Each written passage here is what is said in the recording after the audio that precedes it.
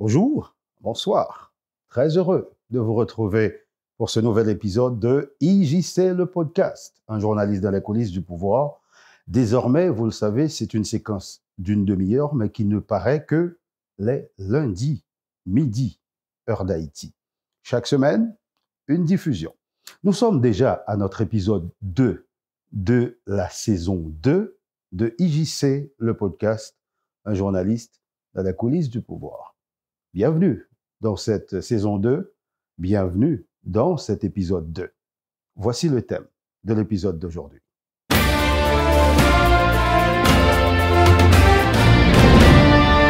politique, si vous voulez des paroles, demandez à un homme. Mais si vous voulez des actions, demandez à une femme. Cette citation d'une femme politique elle-même, une femme politique baptisée femme de fer, Margaret Thatcher, va illustrer l'épisode d'aujourd'hui. On va essayer de voir dans ce chapitre l'influence et parfois la mainmise, je dirais, des femmes sur le pouvoir, sur les hommes du pouvoir, par ricochet sur le pouvoir. Autant ces femmes pouvaient influencer leurs hommes, autant ces femmes pouvaient influencer des hommes du pouvoir, c'est autant que ces femmes avaient la mainmise sur le pouvoir. Je vais, dans cet épisode, camper 4 femmes. J'aurais pu camper 10, 12 ou 15.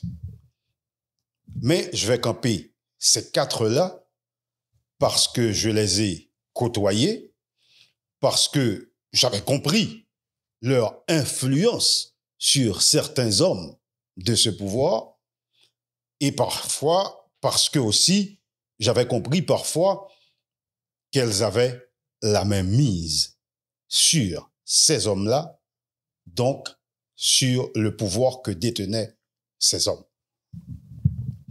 Je vais commencer par le commencement, par celle qui est évidente, la première dame, Sophia Saint-Rémy Martelly. Alors là, vous allez me dire que le poste ou la fonction de première dame, c'est une fonction honorifique. C'est une fonction de représentation. Vous n'aurez pas tort. Mais il y a première dame et première dame. Autant que gain des premières dames qui étaient ontigeants absentes, autant gain des premières dames qui étaient ontigeants dans l'ombre, elle, Sophia Saint-Rémy Martelly, elle n'aurait pas pu. D'abord, par son tempérament, son caractère, mais ensuite, par le rôle qu'elle jouait et qu'elle savait jouer auprès de son mari depuis Sweet Mickey. Depuis Simone Duvalier, depuis Michel Bennett, c'est la première dame qui était aussi présente, aussi influente dans le pouvoir de son mari. Sophia Saint-Rémy, mariée à Michel Martelly, depuis plus passé 30 ans, les Michel Martelly viennent dans le pouvoir. Elle a toujours été aux côtés de son mari, imperturbable, dur dans la négociation, manager, comptable de Sweet Mickey.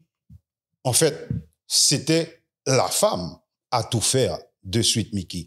Et je pense, c'est mon avis, si Sweet Mickey, en tant que groupe musical, t'a gagné succès, que le t'a gagné pendant plusieurs années, c'est parce que Sophia Saint-Rémy Martelly t'est campé derrière Michel Martelly. Et si Michel Martelly arrivait au pouvoir, c'est parce que Sophia Saint-Rémy Martelly t'est campé derrière elle. Et son influence va planer sur tout le pouvoir. dès le début jusqu'à la fin. Son influence à elle, mais aussi l'influence de ses proches, son père, ses frères et sœurs. Tout ça pral rejaillit sous pouvoir Michel Joseph Martelly. Quand Michel Martelly est arrivé au Palais national, Sophia Saint-Rémy Martelly était comme une espèce de directrice des ressources humaines. C'est elle qui attribuait les bureaux, c'est elle qui mettait chacun à sa place, parce que souvenez-vous, quand Michel Martelly est arrivé au pouvoir en 2011, le palais n'était pas reconstruit, puisque le palais était détruit par le tremblement de terre. Il n'est toujours pas reconstruit d'ailleurs. Donc, tu as un gros hall que M. CIRH a construit. Et c'est là que tu as gagné pratiquement tout bureau palais. Et c'est là aussi qu'il fallait s'accommoder pour tous les fonctionnaires, pour tous les membres de cabinet, les conseillers, etc. Il fallait s'acoquiner pour trouver une petite place. C'est Sophia Martelly qui distribuait les parcelles. C'est elle qui organisait. C'est elle qui, oui, organisait, mais qui, j'ai même envie de dire, qui rangeait tout ce beau monde. Et on le sait aussi, et c'est pour ça que j'ai parlé de directrice des ressources humaines, elle faisait aussi des entretiens pour les ministrables, et même pour les premiers ministrables. On se souvient de cette fameuse lettre que Gariconi n'avait pas signée, mais qu'elle a demandé à Gariconi de signer, une lettre de démission, et sans date, et que quand l'occasion se présenterait, l'équipe aurait daté cette lettre de démission. Donc, l'influence était constatée dès le début du pouvoir. Mais Sophia Martelly n'est pas stupide, elle n'est pas bête, elle est même très intelligente. Elle a identifié dès le départ un secteur dans lequel elle serait utile, dans lequel elle serait importante. Et au fur et à mesure que ça avançait, au fur et à mesure que le pouvoir se consolidait, elle aussi consolidait ce secteur, c'est le secteur de la santé, et vous allez voir comment elle consolidait ce secteur et elle se rendait de plus en plus indispensable dans ce secteur.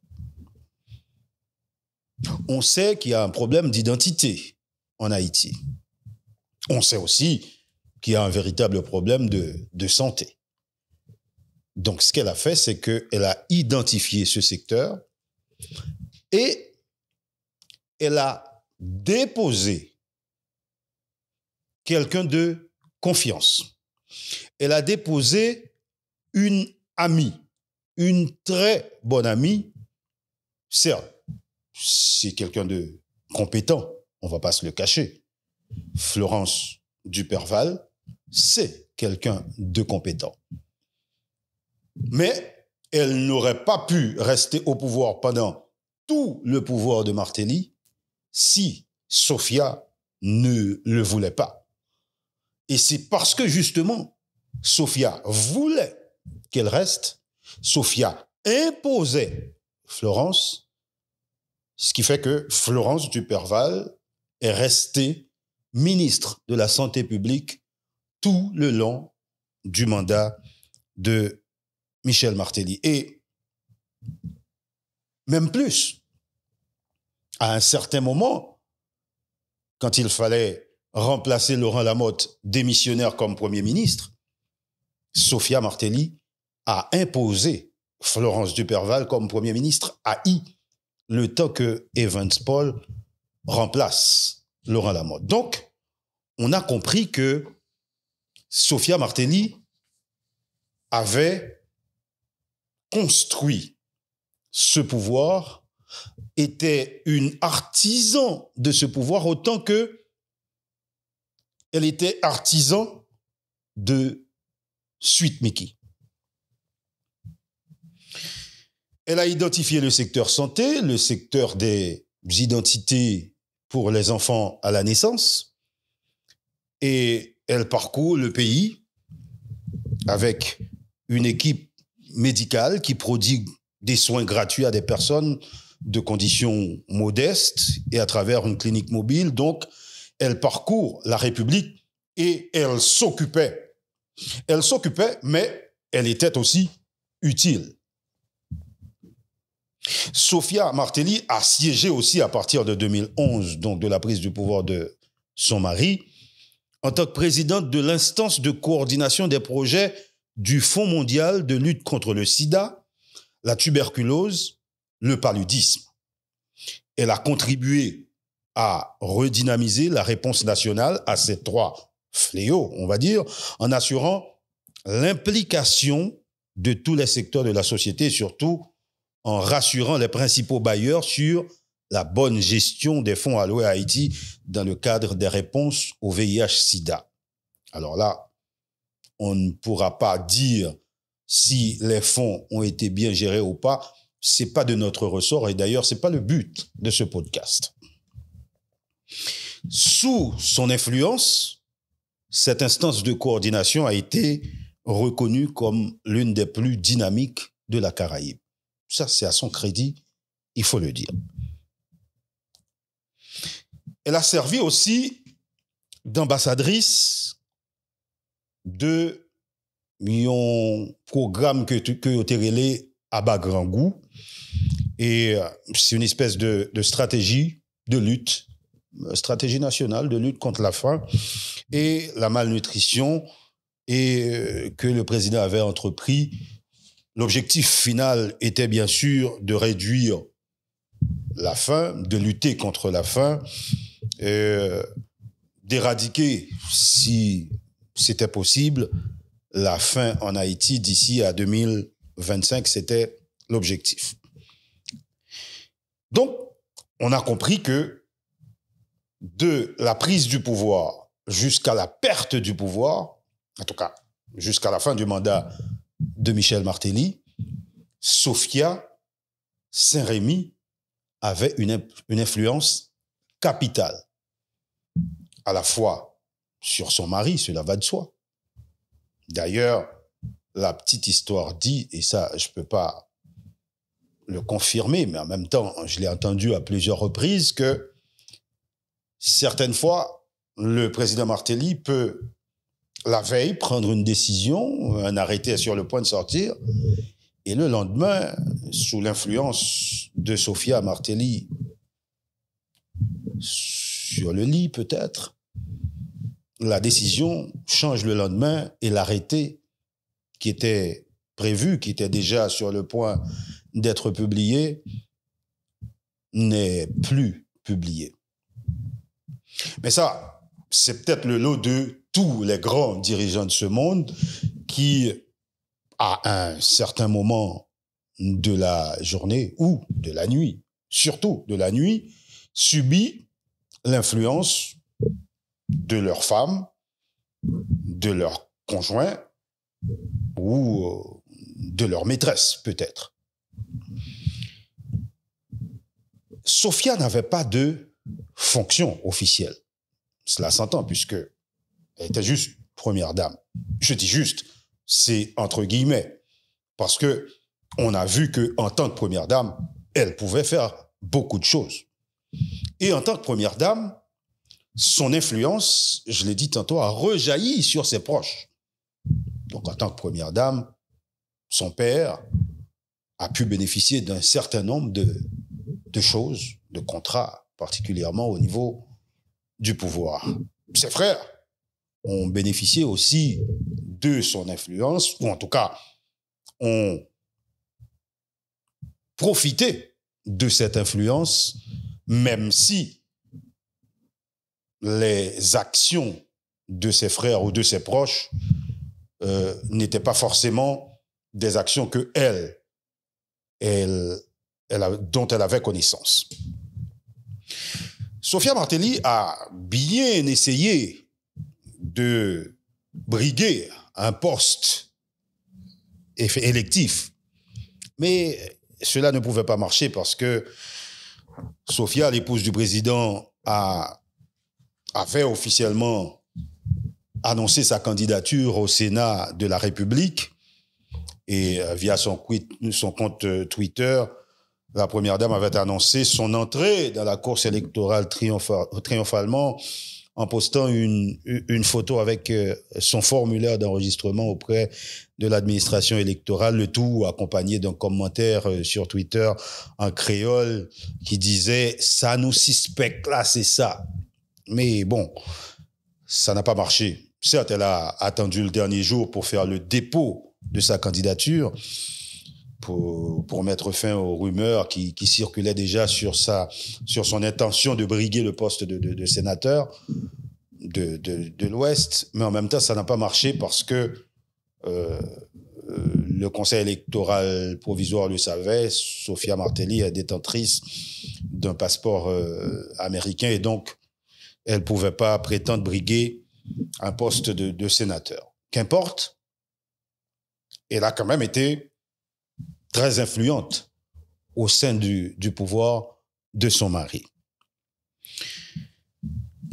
La Constitution amendée en 2012, certes, reconnaît la double nationalité, mais le décret électoral qui a été publié en mars 2015 a précisé que pour être candidat à toute élection dans le pays, il fallait n'avoir jamais renoncé à sa nationalité.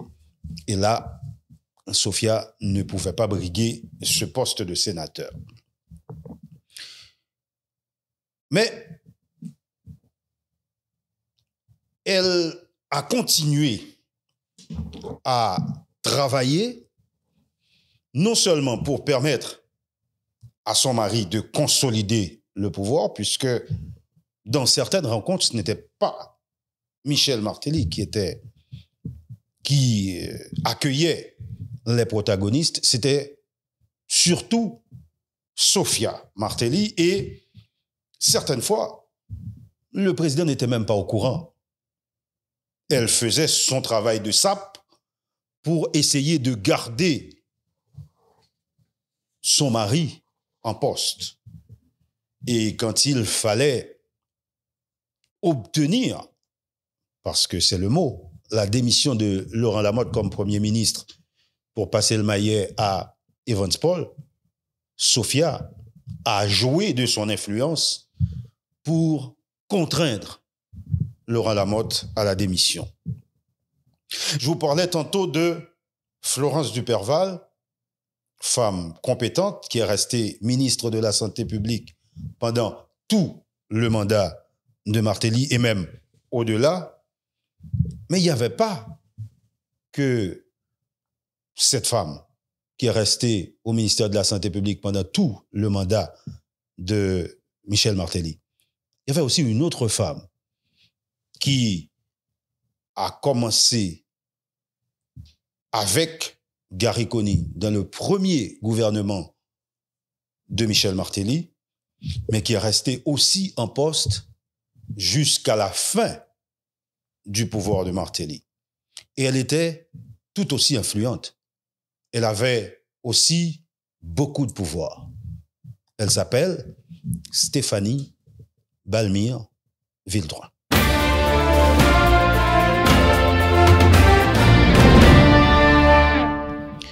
Stéphanie Balmire Vildroin.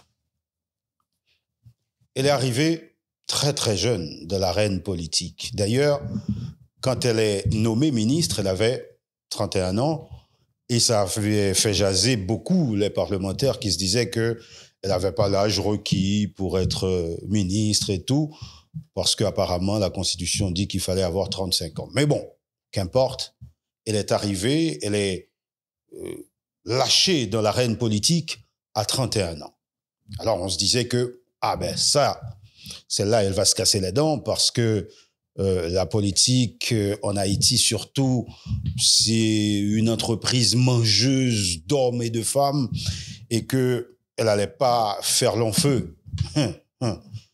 Non, elle est restée tout le long du mandat. Et d'ailleurs, quand Laurent Lamotte est devenu Premier ministre, elle a consolidé Stéphanie au niveau du ministère du Tourisme, mais il l'a pas seulement consolidé, il a renforcé ses capacités au niveau de ce ministère. D'abord, il a élargi le ministère qui est devenu le ministère du Tourisme et des Industries créatives. Et à ce titre, Stéphanie Balmire-Vildroin avait un portefeuille aussi élargi. Le ministère du Tourisme est devenu tout de suite un ministère important. Et dans les discussions, dans les négociations politiques, le ministère du Tourisme revenait souvent. À son crédit aussi, il faut dire qu'elle était très dynamique. Et elle a permis, effectivement, de mettre Haïti, à ce moment-là, en 2011-2012, sur la carte touristique du monde. Et elle a pris des initiatives, plusieurs initiatives, qui ont montré, qui ont démontré les potentiels d'Haïti. Et il faut le dire, Haïti était sur la carte touristique mondiale avec Stéphanie Balmire-Vildroin. Elle a aussi surtout bénéficié de sa proximité avec Laurent Lamotte parce qu'elle avait la latitude pour agir. En plus, elle avait beaucoup d'idées novatrices, on va le dire, pour le ministère du Tourisme. Elle a aussi bénéficié d'un budget conséquent, en ce sens que elle avait le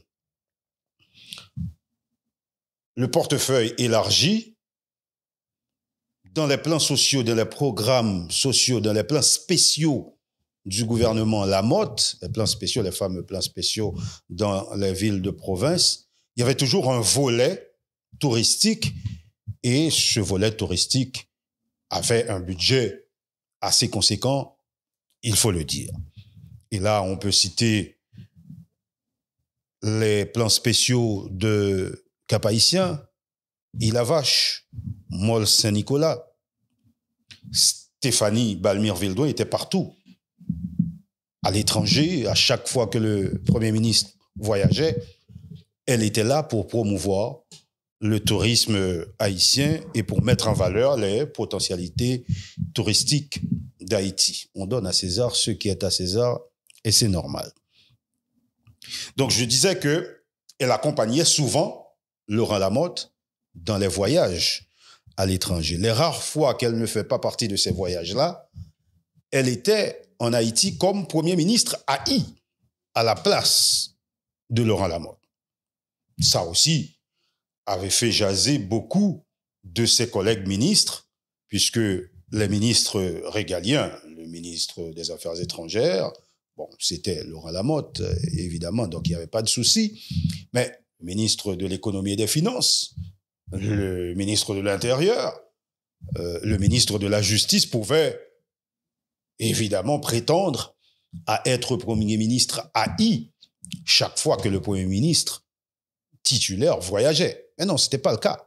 C'était toujours Stéphanie Balmire-Vildroin qui était Première ministre à la place de Laurent Lamotte quand celui-ci partait en voyage.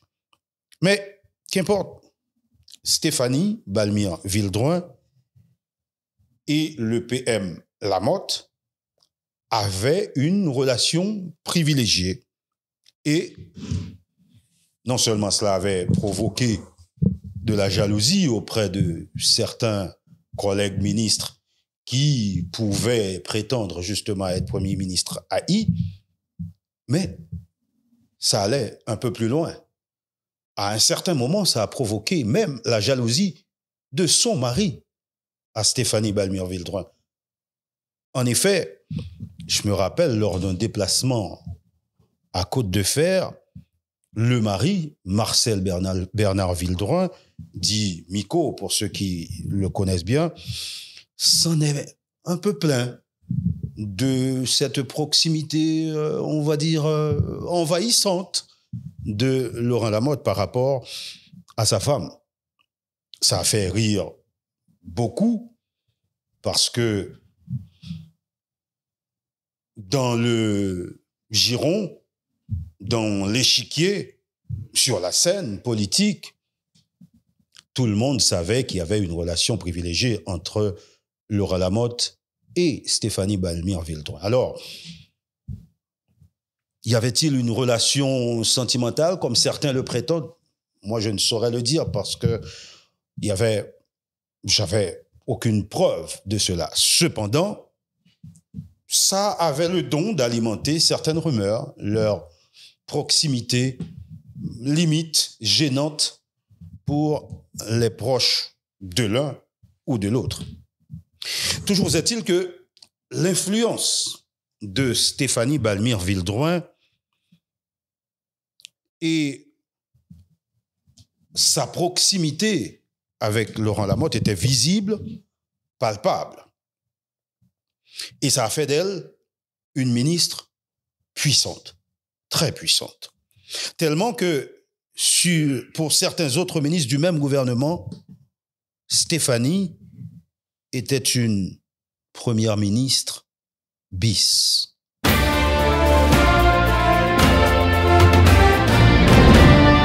Autre femme puissante, et même très puissante, dans ce pouvoir Martelly,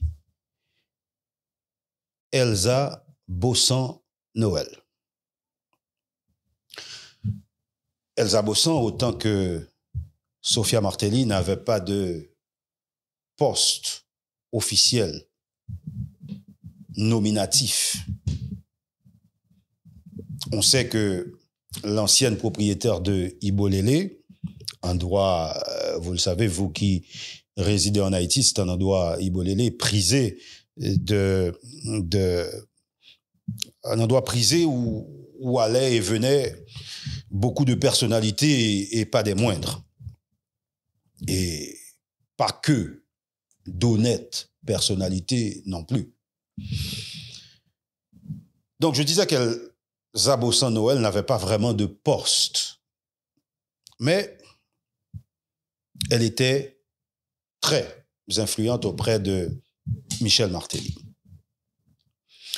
Bon, on a bien essayé de lui coller une espèce de secrétariat au patrimoine dans le gouvernement Kony en 2011, mais elle n'a pas tenu longtemps et ça n'a pas marché parce que tout simplement, elle a été rattrapée par son passeport espagnol parce que elle aussi, elle avait la double nationalité. Elle avait un passeport espagnol au nom de Elsa Christiane Baeza Bossan. Donc ça l'empêchait d'être secrétaire d'État au patrimoine, quelque chose comme ça. Bon, la commission sénatoriale qui était chargée de vérifier les identités des postulants, bon, certes, elle a été secrétaire d'État, mais juste un petit moment, le temps qu'on découvre qu'elle avait ce passeport espagnol, et puis après, la commission a demandé son retrait, ce qui a été fait. Donc, elle s'est rabattue au niveau du Palais national comme conseillère, consultante. Toujours est-il qu'elle était la représentante du Palais national au ministère de la Culture. Donc, elle s'occupait de tout ce qui est culture, tout ce qui est événementiel, plus particulièrement tout ce qui est carnaval. Et avec 2 carnavals par an, sous le gouvernement de Michel Martelly, on sait, en juillet, carnaval des fleurs, et puis le carnaval national, généralement en février ou mars. Donc, elle avait de quoi faire. et elle était plus ou moins présente. Et c'est elle qui formait les comités de carnaval, et c'est elle aussi qui exécutait généralement les budgets du carnaval, qui octroyait ça et là les contrats. Donc on sait combien le carnaval est un potentiel économique. Comment il y a brassé chaque fois qu'il y a un carnaval, des contrats par-ci et par-là. Et bien c'est elle qui était le cerveau de tout ça, et c'est elle qui s'occupait de tout ça. Mais là où elle a tiré vraiment son épingle du jeu dans ce gouvernement Martelly, c'est dans l'organisation d'un grand événement qui s'appelait Carifesta. Je crois que c'était entre le 21 et le 30 août 2015. 10 jours d'événements sur plusieurs sites, environ 150 délégations de la Caraïbe pour un budget, tenez-vous bien, de 300 millions de gourdes à l'époque. Et suivant l'arrêté du 16 mai 2015, notamment, qui nommait les membres du comité organisateur du Carifesta, on le sait, c'est Elsa Bossan-Noël qui était chargée de la coordination de cet événement. Elsa, c'est le genre de limena. Ouais, limena, c'est le mot, à qui l'on ouvre toutes les portes.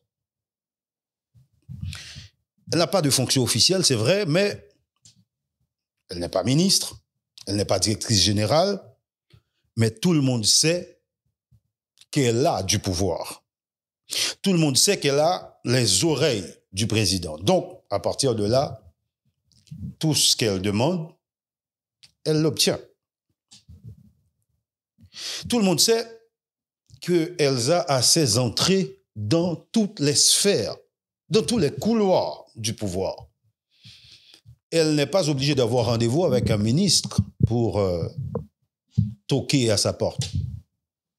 Et quand le ministre sait que c'est Elsa qui est juste derrière la porte, qu'il ait été en rendez-vous avec qui que ce soit, qu'il ait été en ligne avec sa femme ou n'importe qui d'ailleurs, elle ouvre la porte et fait entrer Elsa. Il fait pression sous directeur Lona pour le joindre prêt.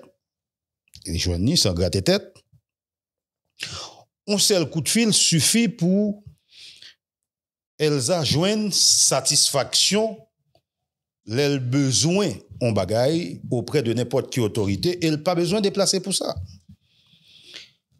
Li qu'on a pile monde dans le pays. D'ailleurs, en pile nan yo, en pile chef, c'est dans la KLI, en tout cas, ancienne propriété, dans Ibolele hôtel ça, que yo dormi, manger, etc.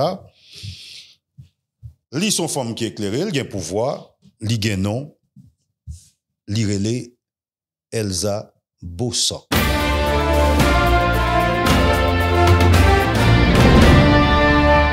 Je vous ai dit de retenir le nom d'Elsa Bossan-Noël et pourquoi. Souvenez-vous, dans l'épisode précédent, je vous ai dit que Stéphanie Balmire-Vildroin, Josette Dargus, devenue ministre de la Culture à la place de Mario Dupuis, et Elsa Bossan-Noël organisaient, exécutaient le budget du carnaval de 2013, du carnaval du Cap-Haïtien, et exécutaient aussi le projet de reconstruction de la citadelle, 57 millions de dollars, soit dit en passant. Alors, est-ce que l'argent a été décaissé ou dépensé? Je ne saurais pas vous dire. Mais Elsa a participé justement à l'éviction de Mario Dupuis parce que tout simplement, il y avait autre chose, c'est que elle réclamait la tête de Jean-Michel Lapin à l'époque. Jean-Michel Lapin était administrateur de Mario Dupuis au ministère de la Culture. Donc, Mario n'avait pas voulu évincer Jean-Michel Lapin et pour cause, il n'y avait pas de motif valable. Donc, tout cela a participé, tout cela a causé l'éviction de Mario Dupuis. Elsa Bossan-Noël, justement, avec son influence, puisqu'elle était représentante du Palais national au ministère de la Culture, a obtenu et participé à l'éviction de Mario Dupuis et a continué justement à avoir la mainmise sur le ministère de la Culture après l'éviction de Mario Dupuis, puisque Josette Dargus n'était qu'une figurante au niveau de ce ministère. Au final, le ministère de la Culture, après le départ de Mario, c'est Elsa Bossan, même si elle n'avait pas de poste nominatif, même si elle n'avait pas de poste officiel. C'est elle qui, à travers Josette Dargus, gérait le ministère de la Culture. Dans l'épisode, au début, je vous ai dit que j'allais camper 4 femmes. On en est à 3. Sophia Saint-Rémy Martelly, première dame. Stéphanie Balmy-en-Villedoin, ministre du Tourisme et par la suite du Tourisme et des Industries créatives. Elsa Bossan-Noël. Et voici la 4e. Elle s'appelle Anne-Valérie Timothée Milfort. Les femmes les plus influentes du pouvoir PHTK gravitaient autour de ou bien Michel Martelly, c'est le président, ça va de soi, ou bien Laurent Lamotte, c'est le Premier ministre, ça va de soi, mais c'est aussi l'artisan du pouvoir. Donc, les 2 hommes les plus puissants du régime tête calée. Anne-Valérie Timothée était au départ secrétaire particulière d'Hillary Clinton au moment de la commission intérimaire de la reconstruction d'Haïti, c'est-à-dire la CIRH. À l'avènement de Michel Martelly, elle est nommée le 12 mai 2012 chef de cabinet du président parce que Thierry Mayapol, qui était le chef de cabinet, est parti au ministère de l'Intérieur. Il faut dire que, dans un premier temps, Anne-Valérie était même pressentie pour être première ministre. Mais bon, on le sait, l'équipe d'unité n'allait pas ratifier le choix, et donc le choix n'a même pas été fait. Elle est devenue chef de cabinet du président de la République en même temps qu'elle était secrétaire générale du parti PHTK. La toute-puissance, je dis bien, la toute-puissance de Anne-Valérie Timothée ne servait pas que ses intérêts à elle. Elle servait surtout les intérêts de son mari, Patrice Milfort.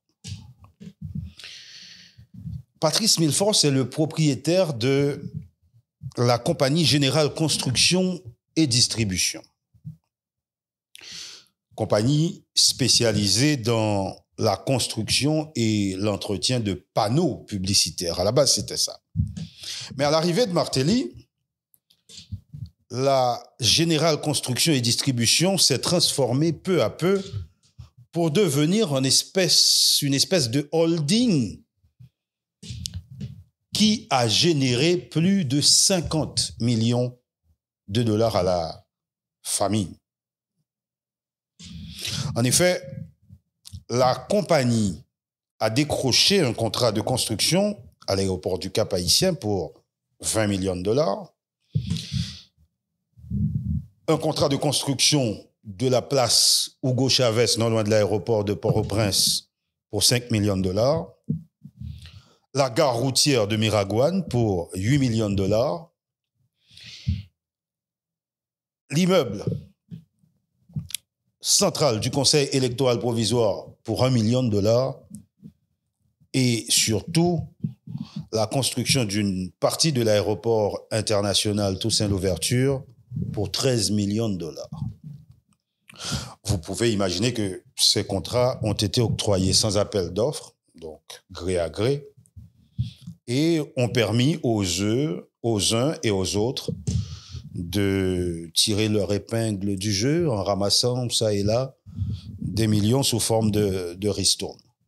Et comme vous pouvez le comprendre aussi, la manne financière qui a alimenté ces contrats, ce sont les fonds Petro-Caribé. Le couple Milford, Anne-Valérie Timothée et Patrice Milford, c'est digne du couple hollywoodien dans ce film-là, Mr. and Mrs. Smith. Yo met tête yo ensemble pour yo lever la République. Influence politique madame non permet li bénéficier contrat yo.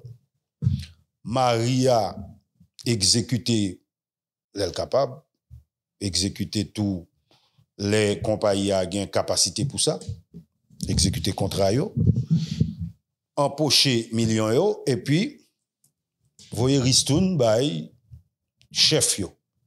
Chef yo, cela va sans dire, moun qui permet que contrat yo fait, moun qui permet que contrat yo passer de gré à gré sans appel d'offres, donc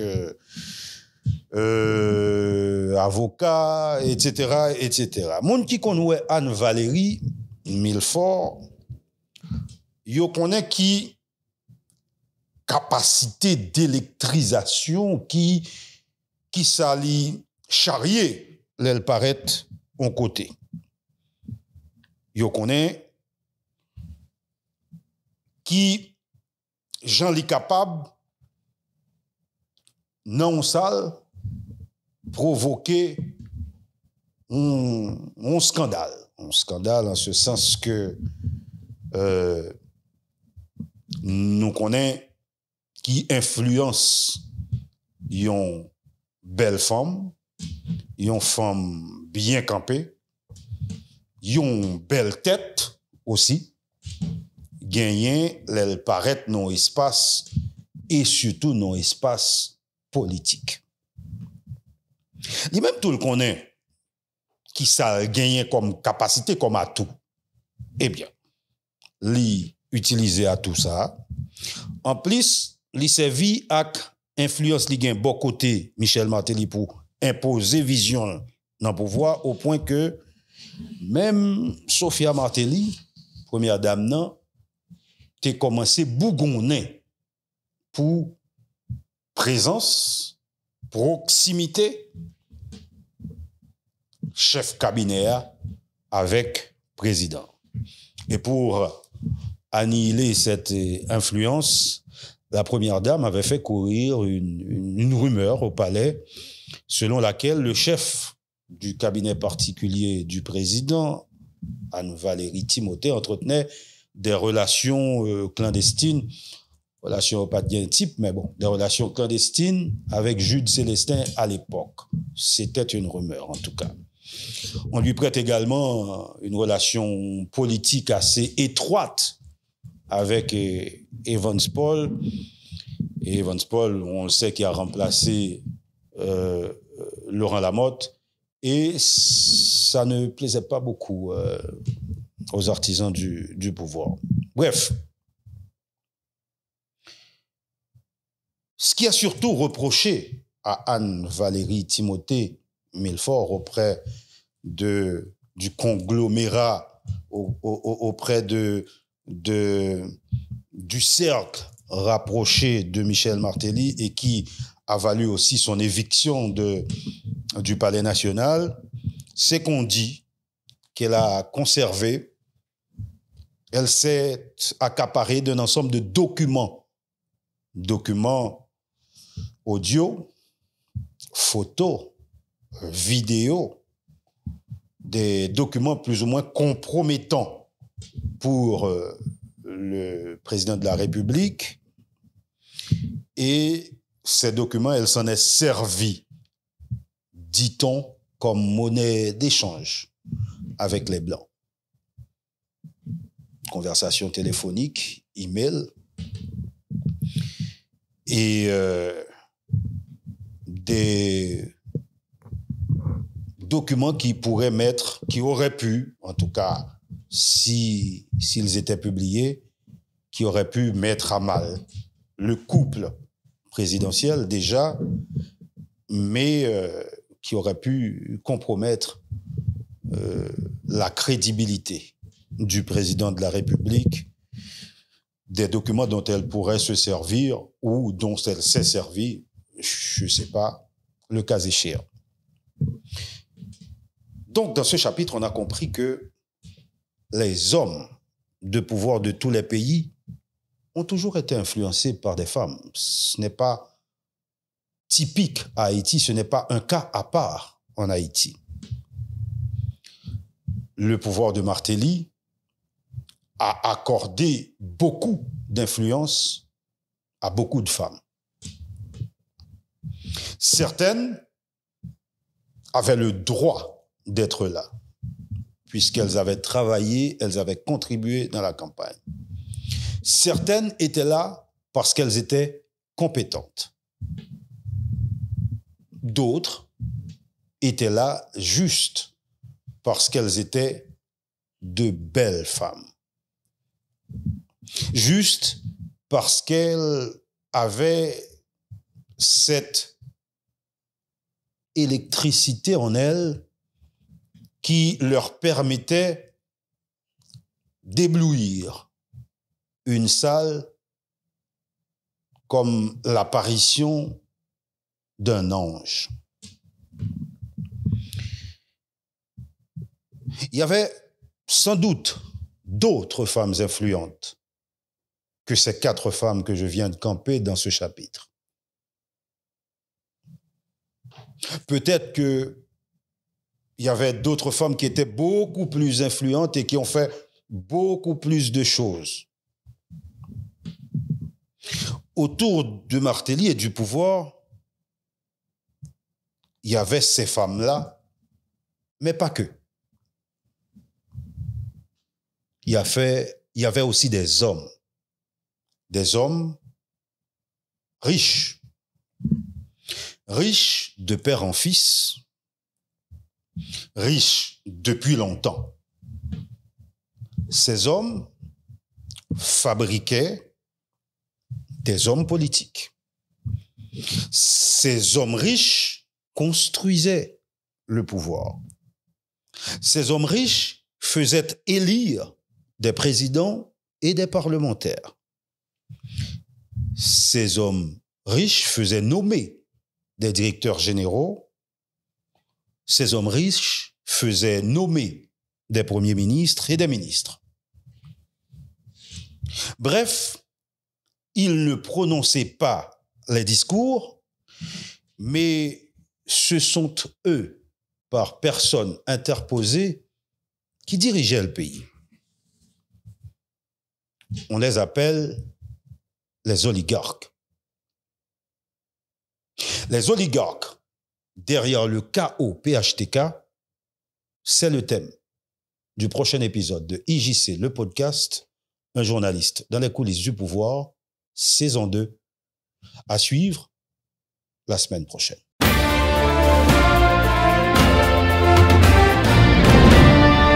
IJC, le podcast, saison 2, épisode 2, c'est fini pour aujourd'hui. Retrouvez-moi la semaine prochaine, lundi, midi, heure d'Haïti, pour un nouveau numéro, pour un nouvel épisode. D'ici là, je vous souhaite de passer une excellente journée ou une excellente soirée. Et comme dit un vieux proverbe haïtien, « Moun qui souhaite pour vous, c'est pour lui pour changer chemise. » Salut à tous. À lundi. Ce podcast est désormais disponible sur notre page YouTube IJC Group, sur notre page Facebook IJC Group, sur notre page Instagram IJC Group, sur Spotify en audio et sur toutes les autres plateformes intelligentes. Continuez de vous abonner sur notre page YouTube en cliquant sur la petite cloche en haut et à droite. N'hésitez pas à laisser vos commentaires et continuez de partager ce lien pour permettre à d'autres de nous rejoindre. Vous venez de suivre l'épisode 2 de la saison 2 de IJC, le podcast, un journaliste dans les coulisses du pouvoir.